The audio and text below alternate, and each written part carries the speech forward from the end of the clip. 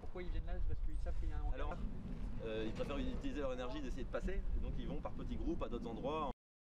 La bagarre, enfin il y avait des tensions à plusieurs distributions de nourriture et ça a vraiment commencé près de l'hôpital. Pendant une distribution de nourriture, il y a des Érythréens qui sont venus et je crois qu'ils étaient un peu alcoolisés, ou en tout cas il y avait déjà eu des tensions avec les Afghans. Et donc du coup c'est vite parti en bagarre générale sur ce lieu-là. Donc ça se battait principalement à coups de branches et à coups de jets de pierre. Et après ça s'est déplacé sur toutes les jungles. J'ai cru comprendre qu'il y avait eu des coups de couteau qui ont été donnés aussi. Et voilà, ça s'est fini à 6 h du matin. Après ça a rééclaté l'après-midi sur différents endroits aussi, et je sais que ça a débordé jusqu'à sur l'autoroute.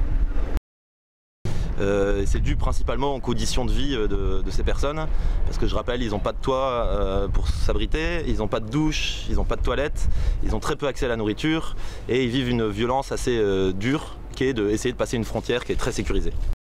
Alors en fait il suffit de vraiment pas grand chose pour déclencher une bagarre. Il suffit que quelqu'un aille dans une ligne sans la respecter, ou qu'il y ait pas assez de prise sur un générateur et que les Afghans ne puissent pas y accéder. Alors après ça va vite tourner en bagarre communautaire, parce qu'en fait il y a des très grosses différences culturelles, comme vous pouvez l'imaginer, entre un Afghan, un Syrien ou un Érythréen.